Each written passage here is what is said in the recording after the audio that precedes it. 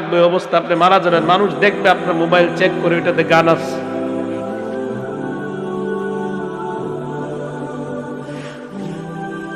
আপনি এখন মারা গেলে মানুষ আপনার মোবাইলে চেক করে দেখবে এটাতে গান আছে, সিনেমা আছে। গান সিনেমা মোবাইল থেকে ডিলিট করে দেন। বিভিন্ন বৌবাত অনুষ্ঠান, অলিমা বৌবাত, ওই সব অনুষ্ঠানে গান হয় কি হয় না? আচ্ছা, আবু দাউদ শরীফের হাদিস নাম্বার 4927 নাম্বার হাদিস। সাল্লাম ইবনে মিসকিন একজন বড় তাবিঈন নাম, উনি বলেন আবু ওয়াইল বড় আলেম, ওনার সাথে আমি গেলাম এক বৌবাত অনুষ্ঠানে। বৌবাত হয়নি আপনাদের এলাকায়? বৌবাত অনুষ্ঠানে যাওয়ার পর আমরা বসে রইলাম। হঠাৎ বৌবাত অনুষ্ঠানের মধ্যে আমরা বুঝতে পারলাম ইয়ালআবুনা, আমাদের আশেপাশে আমরা তাকায় দেখলাম তারা খেলাধুলা শুরু করছে। সাল্লাম ইবনে মিসকিন উনিও বড় আলেম, আবু ওয়াইল বড় আলেম, মনে করেন আমারে আপনারা দাওয়াত দিয়ে আনছেন, আনার পর আমি বসে আছি, একটু পর দেখি আশেপাশে খেলাধুলা শুরু হয়েছে। আবু ওয়াইল কিছু কয় না, খেলাধুলা করতে পারে বাচ্চারা। হঠাৎ দেখি তালা আবুনা ওই গান্নুনা, একটু পর দেখে গান শুরু হয়েছে। এই দেখেন ফাহাল্লা আবু ওয়াইল হাবওয়াতা, আগে অনুবাদটা করি পরে দৃশ্যটা দেখে। আবু ওয়াইল মাথাটা রানের সাথে লাগাইছে লজ্জায়। সাল্লাম ইবনে মিসকিন বলেন হুজুর কি হয়েছে? আবু ওয়াইল জবাব দিলেন সামি'তু আব্দুল্লাহ ইবনে মাসউদ রাদিয়াল্লাহু তাআলা আন, আমি আল্লাহর নবীর সাহাবা আব্দুল্লাহ ইবনে মাসউদকে বলতে শুনলাম আল্লাহর নবী বলছে আল গিনা মা ইউমবিতুন নিফাক ফিল কলব, আল গিনা ইউমবিতুন নিফাক ফিল কলব, গান মানুষের অন্তরের মধ্যে মুনাফিকি সৃষ্টি করে দেয়। আমি টেনশনে আছি, এই জায়গায় যে গান শুরু হয়ে গেছে, একটু পর না জানি আমার দিলের মধ্যে মুনাফিকি তৈরি হয়ে যায়।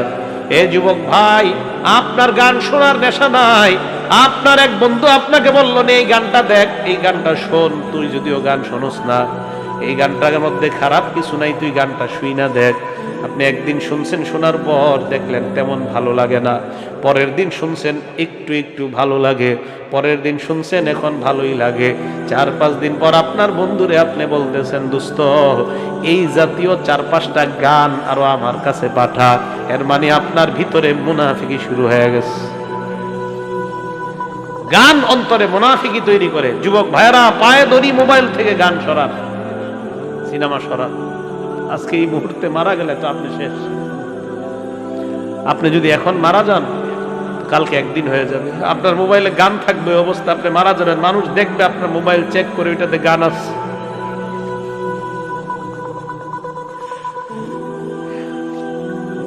আপনি এখন মারা গেলে মানুষ আপনার মোবাইলে চেক করে দেখবে এটাতে গান আছে, সিনেমা আছে। গান সিনেমা মোবাইল থেকে ডিলিট করে দেন, তওবা করেন। পৃথিবী সাক্ষী হয়ে যাবে যে ছেলেটা মারা গেছে, ওর মোবাইল তো সিনেমা আছে, ওর মোবাইলে নাটক আছে, মানুষ সাক্ষী হয়ে যাবে আপনার গুনাহের। মোবাইল থেকে আপনি গান ডিলিট করে দেন, নাটক ডিলিট করে দেন। বন্ধুরা চাপ দিয়ে আমারে ফেসবুক খোলাইছিল, আমারে ফেসবুকে ইসলামী লেখালেখি করতাম।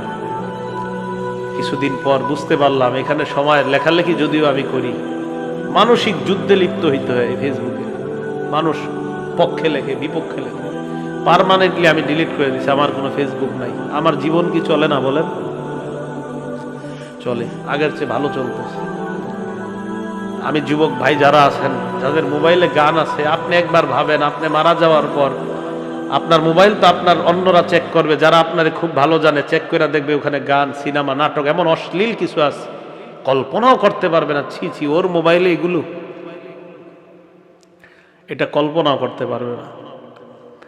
আবু ওয়াইল মাথাটা নিচের দিকে দিয়ে বলে যে গান অন্তরে মুনাফিকি সৃষ্টি করে, গান নেফাক সৃষ্টি করে।